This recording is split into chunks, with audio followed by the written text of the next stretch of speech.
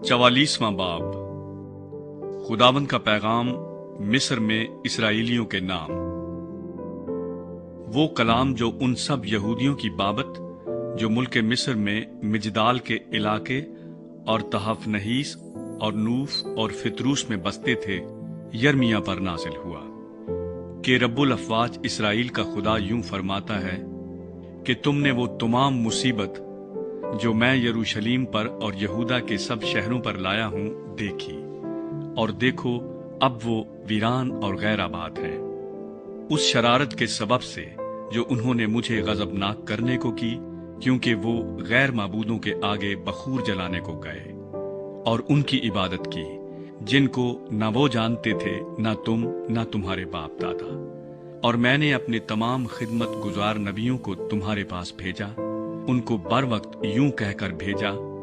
कि तुम ये नफरती काम जिससे मैं नफरत रखता हूं न करो। पर उन्होंने ना सुना ना कान लगाया कि अपनी बुराई से बाज आए और गैर माबूदों के आगे बखूर न जलाएं। इसलिए मेरा कहर व गजब नाजिल हुआ और यहूदा के शहरों और यरूशलेम के बाजारों पर भड़का, और वो खराब और वीरान हुए जैसे अब हैं। और अब खुदावंद रब्बुल अफ़वाज इसराइल का खुदा यूं फरमाता है कि तुम क्यों अपनी जानों से ऐसी बड़ी बदी करते हो कि यहूदा में से मर्द व जन और तिफल व शीर खार काट डाले जाएं और तुम्हारा कोई बाकी न रहे, कि तुम मुल्क मिस्र में जहां तुम बसने को गए हो अपने आमाल से और गैर माबूदों के आगे बखूर जलाकर मुझको गजबनाक करते हो कि नेस्त किए जाओ और रूए जमीन की सब कौमों के दरमियान लानत व मलामत का बायस बनो। क्या तुम अपने बाप दादा की शरारत और यहूदा के बादशाहों और उनकी बीवियों की और खुद अपनी और अपनी बीवियों की शरारत जो तुमने यहूदा के मुल्क में और यरूशलेम के बाजारों में की भूल गए हो? वो आज के दिन तक ना फरोतन हुए न डरे और मेरी शरीयत व आइन पर जिनको मैंने तुम्हारे और तुम्हारे बाप दादा के सामने रखा ना चले। इसलिए रब्बुल अफ़वाज इसराइल का खुदा यूं फरमाता है कि देखो मैं तुम्हारे खिलाफ ज़ियाकारी पर आमादा हूंगा ताकि तमाम यहूदा को नेस्त करूं, और मैं यहूदा के बाकी लोगों को जिन्होंने मुल्क मिस्र का रुख किया है कि वहां जाकर बसें पकड़ूंगा, और वो मुल्क मिस्र ही में नाबूद होंगे। वो तलवार और काल से हलाक होंगे, उनके अदना व आला नाबूद होंगे। वो तलवार और काल से फना हो जाएंगे और लानत व हैरत और तानो तशनी का बायस होंगे। और मैं उनको जो मुल्क मिस्र में बसने को जाते हैं उसी तरह सजा दूंगा जिस तरह मैंने यरूशलेम को तलवार और काल और वबा से सजा दी है।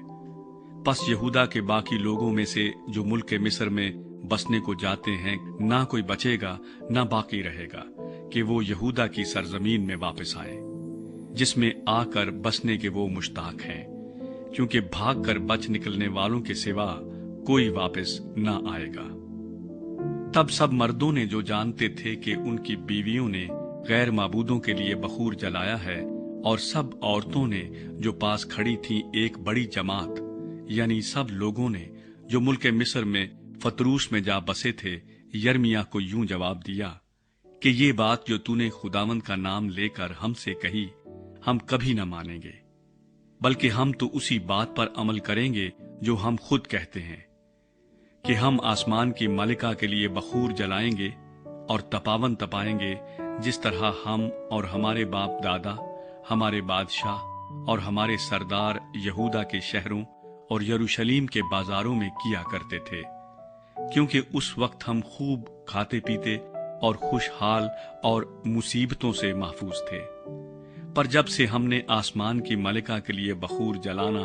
और तपावन तपाना छोड़ दिया, तब से हम हर चीज के मोहताज हैं और तलवार और काल से फना हो रहे हैं। और जब हम आसमान की मलिका के लिए बखूर जलाती और तपावन तपाती थीं, तो क्या हमने अपने शौहरों के बगैर उसकी इबादत के लिए कुलचे पकाए और तपावन तपाए थे? तब यर्मिया ने उन सब मर्दों और औरतों यानी उन सब लोगों से जिन्होंने उसे जवाब दिया था कहा, क्या वो बखूर जो तुमने और तुम्हारे बाप दादा और तुम्हारे बादशाहों اور عمران رعیت کے ساتھ یہودا کے شہروں اور یروشلیم کے بازاروں میں جلایا خداوند کو یاد نہیں؟ کیا وہ اس کے خیال میں نہیں آیا؟ پس تمہارے بد اعمال اور نفرتی کاموں کے سبب سے خداوند برداشت نہ کر سکا، اس لیے تمہارا ملک ویران ہوا اور حیرت و لعنت کا باعث بنا، جس میں کوئی بسنے والا نہ رہا، جیسا کہ آج کے دن ہے۔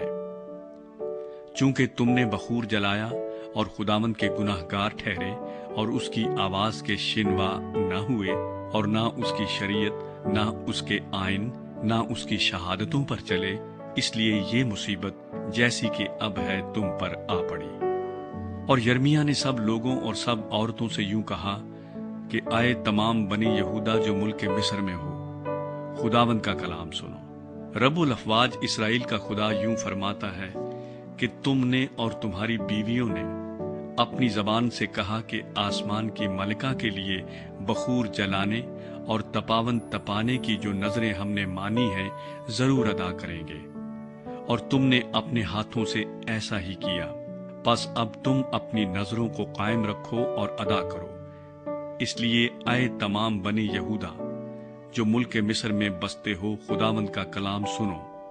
دیکھو، خداوند فرماتا ہے، میں نے اپنے بزرگ نام کی قسم کھائی ہے کہ اب میرا نام یہودا کے لوگوں میں تمام ملک مصر میں کسی کے منہ سے نہ نکلے گا کہ وہ کہے، زندہ خداوند خدا کی قسم۔ دیکھو، میں نیکی کے لیے نہیں بلکہ بدی کے لیے ان پر نگران ہوں گا، اور یہودا کے سب لوگ جو ملک مصر میں ہیں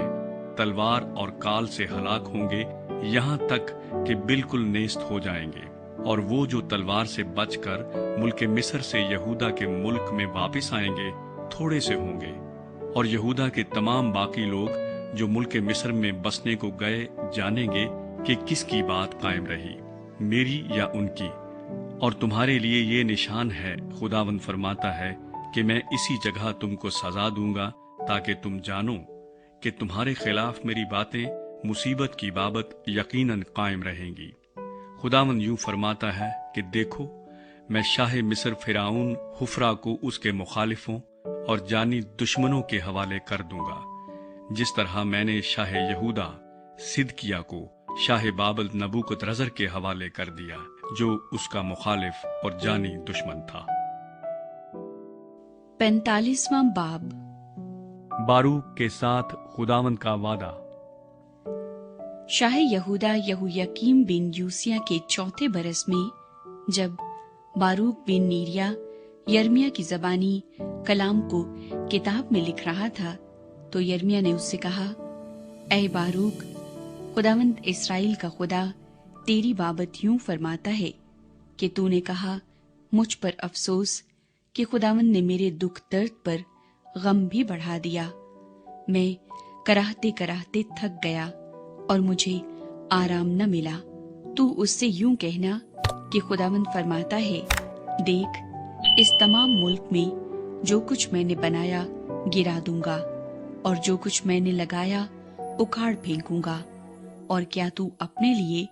امور عظیم کی تلاش میں ہے؟ ان کی تلاش چھوڑ دے، کیونکہ خداوند فرماتا ہے، دیکھ، میں تمام بشر پر بلا نازل کروں گا، لیکن جہاں کہیں تو جائے تیری جان تیرے لیے غنیمت ٹھہراؤں گا۔